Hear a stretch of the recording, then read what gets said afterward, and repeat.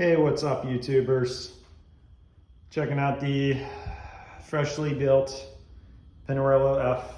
As of time of filming this, is the lightest one in the world that I'm aware of, and by quite some margin. It's a size 56, and we are at 6.8 kg. Boom, is that impressive or what? Well, my other bike's a 15-gram bike, and it weighs, I believe, 200 grams less than this. So, I would say yeah. Whole goal of building this thing was to build the best bang for buck performance race bike on the market, while also still remaining, you know, something cool that you want to ride and that just looks sweet. So yeah, you could, you know, save a couple bucks and not ride a Pinarello frame and, you know, run some aluminum slug. But the name of the game is to win races or, you know, come close, get up on that podium and have a sweet bike. So we'll go over the build here. We've got a bunch of trick parts on it. Trying to make this video quick. This is the fourth time I'm filming it now due to A, dead battery, B, over the storage limit on the phone, C, doorbell ringing. It's just, so bear with me here. I'm sure I'm gonna forget something since I've gone through this multiple times already. All right, so size 56, it's the new F5 Pinarello frame, which is the same as all their top tier frames other than the carbon is heavier. So it's a different carbon and it's heavier. So how much so? Well, it doesn't matter. We'll run 105 components and we're on the UCI weight limit. So you can't build a, you know, bike that's lighter than this and is legal. Start at the front end, work our way back. We got from Joe at China Cycling, we've got the avian canary bars. These things are super sweet. I had them make them a little bit heavier than normal to make them extra stiff. These things, I'm 175 pounds, 6'1", and these things flex about the same as my Madone SLR9 bars, which is to say, not at all. So these are very, very stiff. I'm glad I had them put some extra carbon in it to stiffen them up. Added a little bit of weight, but I still believe we came out at 252 grams for the integrated stem combo. We're also running the EVS bar tape and plugs. I believe we're at 31 grams for both the left and right side total, 31 grams. Running the 105 brakes and shifters. Well, the master cylinder in part of the brakes anyway. I had some little Dura-Ace lines, which are probably the same anyway. And I did put on Dura-Ace rotors because A, they do way less and they look totally rad. Since we're looking at it here right now, we are running the Overfast carbon through axles. I've got 10,000 miles, not kilometers, on a set going over really harsh roads. And I think I had like 35 or 37. Somewhere in the mid-30s of punctures and flats in the past season running these axles. I've hit a bunch of stuff, never had any issues on one of my SLR9s, which was my main bike and my backup bike for the 23 season. No problem whatsoever. So these axles are pretty much bulletproof and they are retarded light. The only downside is they are crazy expensive. So out back again, Dura-Ace rotor, running 160 up front, 140 out back. That's all you need. Don't need to have a 160 in the back. Pedals are not included. These are my spare set of dual power meter pedals. 105 crank with the 50 tooth. And of course we're running the Dura-Ace 11 to 30 out back. And besides that, we are running the Dura-Ace chain. There's definitely a performance difference between how a full Dura-Ace bike shifts and a Ultegra or a 105 bike shifts.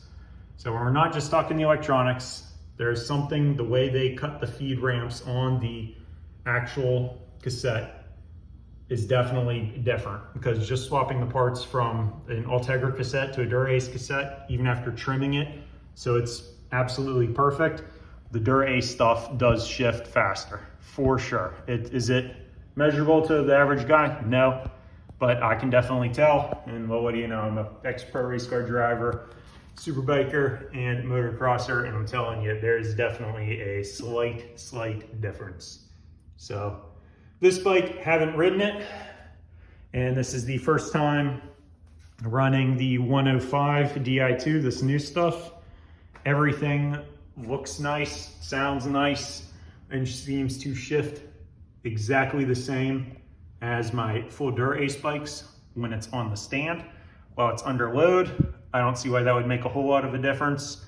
I didn't check out the front chain rings because I'm in Florida and I've never used the small ring on any of my bikes. So couldn't tell you up front, but if you've got a Dura-Ace chain and a Dura-Ace cassette, that's all you really need.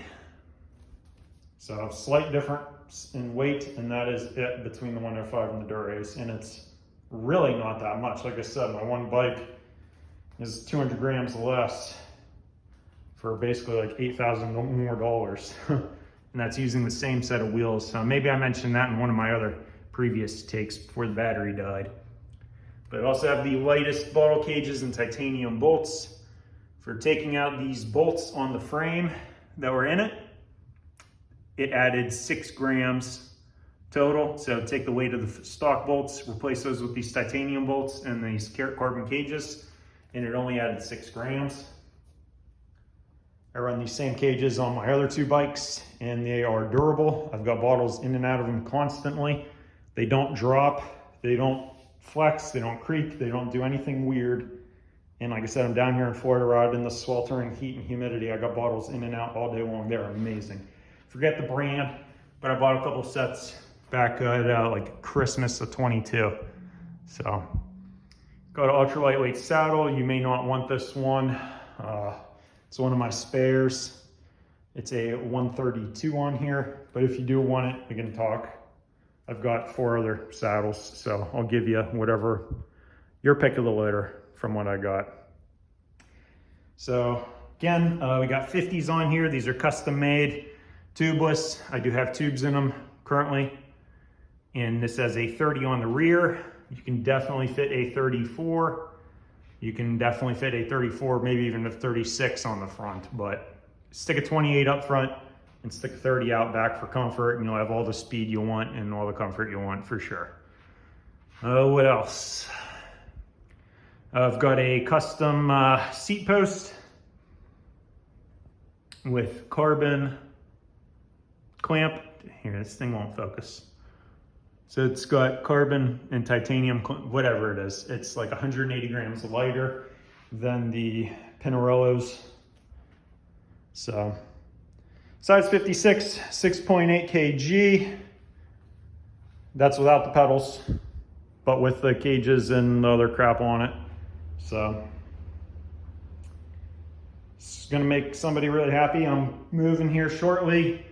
And besides moving, I'll also be going overseas, so I'm trying to get rid of all my spare bikes. I can only take one bike with me traveling, so it's your lucky day. Like I said, today's February 6th. Haven't ridden this bike yet, haven't sat on or transferred my build to it or my fit to it. But if it doesn't sell in a week, I'll probably, at least adjust the seat and bars and take her for a quick spin. But she's for sale. She's on every major media platform. And she will be perfect for you. You literally cannot beat this bike for the money, period. So give me a ring, give me a shout, shoot me a PM. We'll put a deal together. If you don't want these wheels and you want to put your heavier wheels on it, be my guest. I'll sell it without the wheels. All right, guys, take care.